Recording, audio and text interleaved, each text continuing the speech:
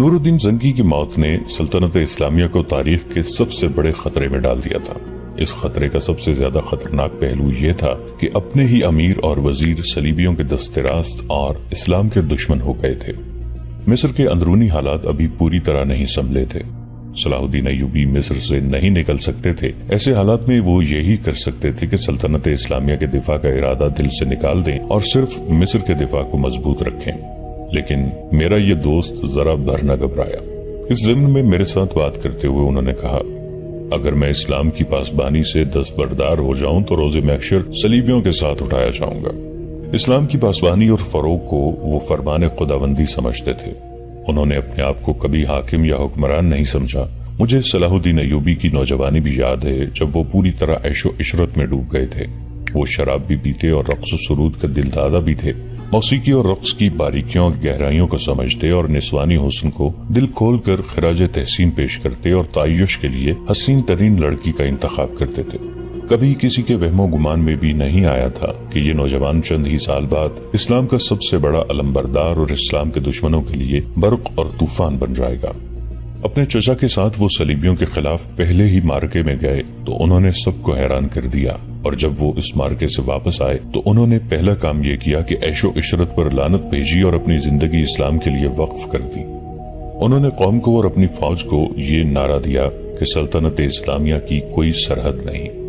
قاضی بہاؤالدین شداد نے لکھا کہ انہیں اس بدلی ہوئی کیفیت میں دیکھنے والے تسلیم نہیں کرتے تھے کہ وہ کبھی عیاش بھی ہوا کرتے تھے۔ کردار کی بلندی اور پختگی اسی کو کہتے ہیں کہ اپنے نفس اور نفسانی خواہشات کو مار دیا جائے۔ یہ پختگی صلاح الدین ایوبی کے کردار میں تھی۔ دوستوں کے محفلوں میں وہ کہا کرتے تھے، مجھے کافروں نے مسلمان بنایا ہے۔ اگر ہم اپنے نوجوانوں کو جو مذہب سے منحرف ہو گئے ہیں کافر کی ذہنیت دکھا دیں تو وہ راہ راست پر آ جائیں گے۔ دشمن کے ساتھ انہیں پیار کے جو سبق دیے جا رہے ہیں وہ انہیں قومی وقار سے محروم کر رہے ہیں۔ میں اپنی قوم کو اپنے رسول صلی اللہ علیہ وآلہ وسلم کی یہ حدیث یاد کرانا چاہتا ہوں کہ اپنے آپ کو جان لو کہ تم کون ہو اور کیا ہو، اور اپنے دشمن کو اچھی طرح پہچان لو کہ وہ کون ہے اور کیا ہے، اور تمہارے متعلق وہ کیا ارادہ رکھتا ہے۔ ان کے کردار کا رخ دشمن نے ہی بدلا تھا۔ صلاح الدین ایوبی اپنے مقصد اور عزم میں اس حد تک مگن رہے کہ انہوں نے کبھی سوچا ہی نہ تھا کہ وہ عالم اسلام کے سب سے بڑے قائد ہیں، مصر کے حاکم کل ہیں اور فن حرب و ضرب کا ایسا استاد کہ صلیبیوں کے کمانڈر متحد ہو کر بھی ان سے خائف رہتے ہیں۔ ان کی مالی حالت یہ تھی کہ وہ حج نہیں کر سکے۔ جہاد نے انہیں مہلت ہی نہ دی۔ آخری عمر میں ان کی یہی ایک خواہش رہ گئی تھی کہ حج پر جائیں، مگر ان کے پاس اتنی رقم نہیں تھی۔ وہ جب فوت ہوئے تو ان کی ذاتی متاع صرف 47 درم چاندی کے اور 1 ٹکڑا سونے کا تھا۔ ان کی جائیداد صرف ایک مکان تھا جو ان کے باپ دادا کا تھا۔ یہ ان کی کردار کی پختگی کا حیران کن مظاہرہ تھا کہ انہوں نے جب اپنے سالاروں وغیرہ کو کانفرنس کے لیے بلایا تو ان کے چہرے پر گھبراہٹ یا پریشانی کا شائبہ تک نہ تھا۔ کانفرنس کے حاضرین پر خاموشی طاری تھی۔ انہیں توقع تھی کہ سلطان ایوبی گھبرائے ہوئے ہوں گے، مگر انہوں نے مسکرا کر سب کو دیکھا اور کہا، میرے رفیقو، تم نے بڑے ہی دشوار اور پیچیدہ حالات میں میرا ساتھ دیا ہے۔ آج ایسے حالات نے ہمیں للکارا ہے جو بظاہر ہمارے قابو میں آنے والے نہیں، لیکن یاد رکھو، اگر ہم نے ان حالات پر قابو نہ پایا تو ہم سب کے لیے دنیا میں بھی رسوائی ہے اور خدا کے حضور بھی رسوائی۔ دنیا میں تاریخ ہماری قبروں پر لعنت بھیجے گی اور روز محشر وہ شہید ہمیں شرمسار کریں گے جنہوں نے اسلام کی آبرو پر جانیں قربان کیے ہیں۔ اب وقت آ گیا ہے کہ ہم سب جانیں قربان کر دیں۔ اس تمہید کے بعد انہوں نے اپنے اعلیٰ حکام کو ہر ایک تفصیل بتائی اور کہا کہ اب انہیں اپنے بھائیوں کے خلاف لڑنا پڑے گا۔ انہوں نے سب کے چہروں کا جائزہ لیا، کچھ دیر خاموش رہے، سب کے چہروں کے رنگ بدل گئے تھے۔ انہیں اطمینان ہو گیا کہ یہ حکام ہر صورتحال میں ان کا ساتھ دیں گے۔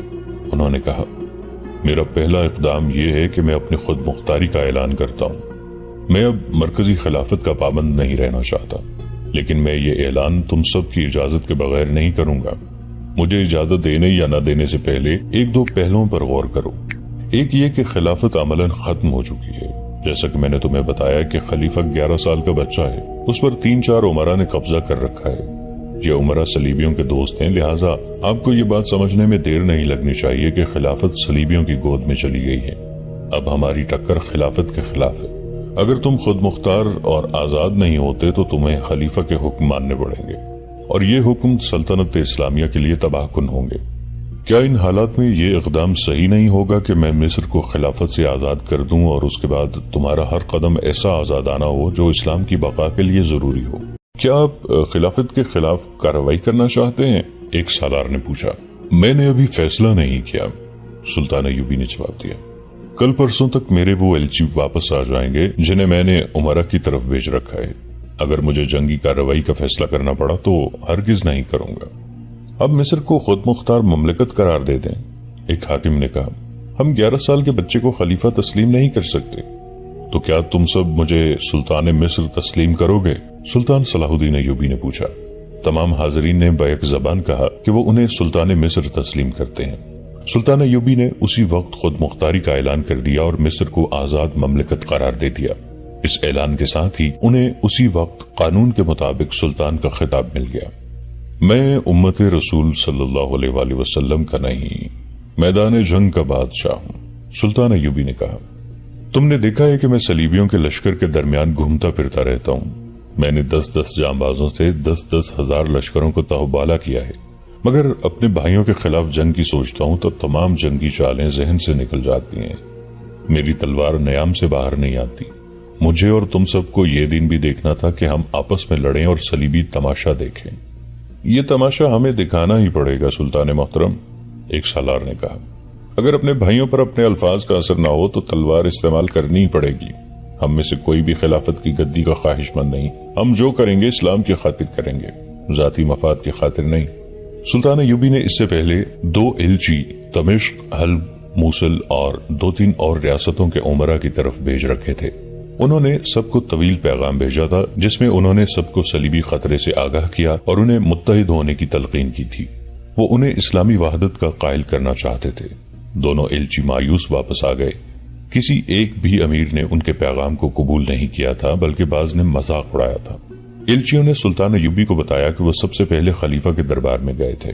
پیغام پیش کیا تو خلیفہ نے خود پڑھنے کی بجائے ان عمرہ کے حوالے کر دیا جن کے ہاتھوں میں وہ کٹ پتلی بنا ہوا تھا۔ انہوں نے ہی اسے خلافت کی گدی پر بٹھایا تھا۔ ان عمرہ نے سلطان ایوبی کا پیغام پڑھا، آپس میں کھسر پھسر کی، اور ایک نے خلیفہ سے کہا کہ سلطان صلاح الدین ایوبی صلیبیوں کے خلاف جنگ کا بہانہ کر کے تمام مسلمان ریاستوں کو ایک ریاست بنانے کی سوچ رہا ہے۔ اس کے بعد وہ اس ریاست کا حکمران بنے گا۔ دوسرا امیر بول پڑا۔ اس نے بھی 11 سال کی عمر کے خلیفہ کو سلطان ایوبی کے خلاف بھڑکایا اور کہا، آپ اسے حکم دے سکتے ہیں کہ جنگ کرنے یا نہ کرنے کا فیصلہ صرف خلیفہ کر سکتا ہے۔ اگر صلاح الدین ایوبی خلیفہ کی حکم عدولی کرے گا تو آپ اسے معزول کر کے واپس بلا سکتے ہیں۔ مصر کی عمارت کسی اور کے حوالے کی جا سکتی ہے۔ کمسن خلیفہ نے ایلچیوں کو یہی حکم دیا اور کہا، صلاح الدین ایوبی سے کہنا کہ وہ ہمارے حکم کا انتظار کرے، یہ فیصلہ ہم کریں گے کہ اسلامی وحدت ضروری ہے کہ نہیں۔ سلطان ایوبی کے پاس جو فوج ہے اس میں زنگی مرحوم کے بھیجے ہوئے بہت سے دستے ہیں، ایک امیر نے خلیفہ سے کہا۔ اسے حکم بھیجا جائے کہ وہ دستے واپس بھیج دے۔ اسے اپنی مرضی سے فوج کے استعمال میں اجازت نہیں ملنی چاہیے۔ اسے کہنا کہ وہ دستے سوار اور پیادہ جو اسے خلافت کی طرف سے دیے گئے تھے واپس کر دے، خلیفہ نے کہا، اور تم لوگ اب جا سکتے ہو۔ اور ایوبی سے کہنا کہ آئندہ خلیفہ کو اس قسم کے پیغام بھیجنے کی جرات نہ کرے، ایک اور امیر نے کہا۔ ایلچیوں نے سلطان ایوبی کو بتایا کہ وہ دوسرے عمرہ کے پاس گئے۔ سب نے پیغام کا مذاق اڑایا، بعض نے سلطان ایوبی کے خلاف توہین آمیز الفاظ بھی کہے۔ ایلچی واپس آ گئے۔ سلطان ایوبی کے چہرے پر کوئی تبدیلی نہ آئی، جیسے انہیں ایسے ہی جواب کی توقع تھی۔ انہیں دراصل علی بن سفیان کا انتظار تھا جسے انہوں نے خفیہ دمشق بھیج رکھا تھا۔ فوجی جاسوسی اور سراغ رسانی کا یہ ماہر اپنے ساتھ کم و بیش 100 لڑاکا جاسوس لے کر دمشق گیا تھا۔ یہ لوگ تاجروں کے قافلے کی صورت میں تاجروں کے بحث میں گئے تھے۔ سلطان ایوبی کو ان کی کوئی بھی اطلاع نہیں ملی تھی۔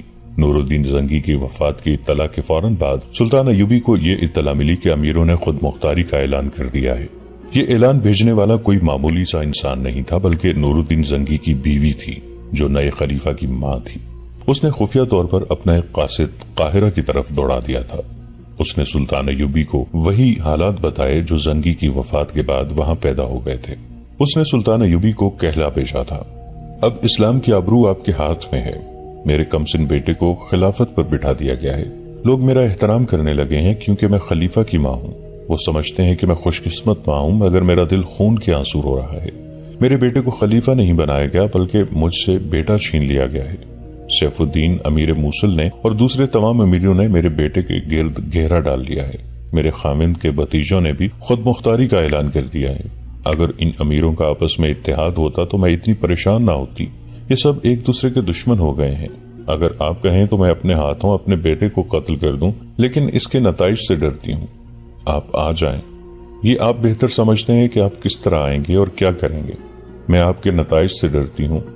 میں آپ کو خبردار کرنا چاہتی ہوں کہ آپ نے اس طرف توجہ نہ دی یا وقت ضائع کیا تو قبلہ اول پر تو صلیبی قابض ہیں ہی، خانہ کعبہ پر بھی ان کا قبضہ ہو جائے گا۔ کیا ان لاکھوں شہیدوں کا خون رائے جائے گا جنہوں نے زنگی کی اور آپ کی قیادت میں جانیں قربان کی ہیں؟ اب مجھ سے پوچھیں گے کہ میں اپنے بیٹے کو اپنے زیر اثر کیوں نہیں رکھتی؟ میں اس کا جواب دے چکی ہوں۔ عمرہ نے میرا بیٹا مجھ سے چھین لیا ہے۔ اپنے باپ کی وفات کے بعد وہ صرف ایک بار میرے پاس آیا تھا۔ وہ میرا بیٹا لگتا ہی نہیں تھا۔ اسے شاید حشیش پلائی گئی تھی۔ وہ بھول چکا ہے کہ میں اس کی ماں ہوں۔ بھائی صلاح الدین، جلدی آؤ، دمشق کے لوگ آپ کا استقبال کریں گے۔ مجھے اسی قاصد کی زبانی جواب دیں کہ آپ کیا کریں گے یا کچھ بھی نہیں کریں گے۔ سلطان ایوبی نے قاصد کو اسی وقت بھیج دیا تھا۔ انہوں نے زنگی کی بیوہ کو یقین دلایا کہ وہ بڑا سنگین اقدام کریں گے لیکن سوچ سمجھ کر قدم اٹھائیں گے۔ قاصد کو واپس بھیجنے کے فوراً بعد سلطان ایوبی نے علی بن سفیان کو دمشق، موصل، حلب، یمن اور تمام تر اسلامی علاقوں میں جا کر وہاں کا جائزہ لینے کے لیے کہا۔ یہ کوئی سرکاری نوعیت کا دورہ نہیں تھا۔ علی بن سفیان کو جاسوسوں کے انداز سے بہروپ میں وہاں جانا تھا۔ اس کا کام یہ تھا کہ معلوم کرے کہ مسلمان امراء جو خود مختاری کا اعلان کر چکے ہیں کیا ارادے رکھتے ہیں، صلیبیوں کے ساتھ ان کا رابطہ ہے یا نہیں، خلیفہ کی فوج کا رجحان کیا ہے، کیا اس فوج کو خلیفہ کے ایسے احکام کی خلاف ورزی کے لیے تیار کیا جا سکتا ہے جو اسلام کے لیے نقصان دہ اور دشمن کے لیے سود مند ہوں۔ اور علی بن سفیان کو یہ بھی معلوم کرنا تھا کہ ان علاقوں کے عوام کے جذبات اور نظریات کیا ہیں اور کیا فدائی بھی خلیفہ کے ساتھ مل گئے ہیں۔ یہ جائزہ بھی لینا تھا کہ سلطان ایوبی دمشق یا کسی اور مسلمان علاقے پر فوج کشی کریں تو وہاں کے عوام کا رد عمل کیا ہوگا۔ سلطان ایوبی کی کامیابی کا راز یہی تھا کہ وہ اندھیرے میں نہیں چلتے تھے۔ انہیں جہاں جانا ہوتا اپنے جاسوسی کے نظام کے ذریعے وہاں کے احوال و کوائف، دشواریوں اور خطروں کا جائزہ لے لیتے تھے۔ جیسا کہ پہلے بھی بتایا جا چکا ہے کہ ان کا جاسوسی کا نظام بہت تیز اور ہوشیار تھا۔ ان کے جاسوس جہاں اداکاری اور بہروپ دھارنے کی مہارت رکھتے تھے وہاں وہ ماہر چھاپا مار یعنی گوریلا اور کمانڈو بھی تھے، اس لیے انہیں لڑاکا جاسوس کہا جا سکتا تھا۔ وہ بغیر ہتھیاروں کی لڑائی کے بھی ماہر تھے۔ علی بن سفیان کو خدا نے جاسوسی اور سراغ رسانی کا وصف پیدائش کے ساتھ ہی عطا کیا تھا۔ اب زنگی کی وفات کے بعد اسلامی ممالک کے حالات مخدوش ہو گئے اور صلیبی خطرہ سر پر آ گیا تو اسے سلطان ایوبی کے اس حکم کو سمجھنے میں کوئی مشکل پیش نہ آئی کہ ان بدلے ہوئے حالات کا جائزہ لینا ہے اور یہ جائزہ کس طرح لینا ہے۔ اسے معلوم تھا کہ سلطان صلاح الدین ایوبی اس کی لائی ہوئی رپورٹ کے مطابق کوئی کارروائی کریں گے اور یہ کارروائی بقائے اسلام کے لیے بے حد ضروری ہوگی۔ یہاں ہم کہانی کو کچھ دن پیچھے لے جاتے ہیں۔ جب علی بن سفیان قاہرہ سے روانہ ہوا تھا اس نے ایک لمحہ بھی ضائع کیے بغیر اپنے لڑاکا جاسوسوں میں سے کم و بیش 100 افراد کو منتخب کیا، انہیں مشن بتایا اور کہا کہ اسلام کی آبرو ان سے بہت بڑی قربانی مانگ رہی ہے اور اس مشن میں انہیں اپنی مہارت کا پورا استعمال کرنا ہے۔ ان 100 آدمیوں کو تاجروں کا لباس پہنایا گیا۔ علی بن سفیان مصنوعی داڑھی کے ساتھ قافلے کا سردار بنا۔ انہوں نے اونٹوں پر مختلف قسم کا سامان لاد لیا جو انہیں دمشق وغیرہ کی منڈیوں میں بیچنا اور اس کے بدلے وہاں سے سامان لانا تھا۔ ان کے ساتھ بہت سے اونٹ اور چند ایک گھوڑے تھے۔ تجارتی سامان میں اس پارٹی نے تلواروں اور برچھیوں جیسے ہتھیار چھپا رکھے تھے۔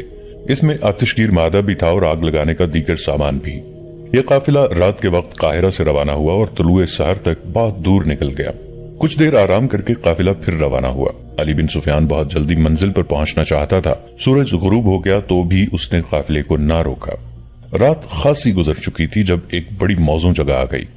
یہ سرسبز خطہ تھا اور وہاں اونچی نیچی چٹانیں بھی تھیں۔ ظاہر ہے کہ وہاں پانی بھی تھا۔ قافلہ آرام اور پانی کے لیے رک گیا۔ یہ لوگ تاجر نہیں فوجی تھے۔ ان کی ہر حرکت میں ڈسپلن تھا، احتیاط تھی اور ٹریننگ کے مطابق وہ خاموشی اختیار کیے ہوئے تھے۔ اونٹ اور گھوڑے بھی ایسے تربیت یافتہ تھے کہ انسانوں کی طرح خاموش تھے۔ علی بن سفیان نے چٹانوں اور ٹیلوں کے اندر جانے کے بجائے باہر ہی پڑاؤ کیا۔ فوجی دستوں کے مطابق 2 آدمیوں کو پانی کی تلاش کے لیے بھیجا گیا۔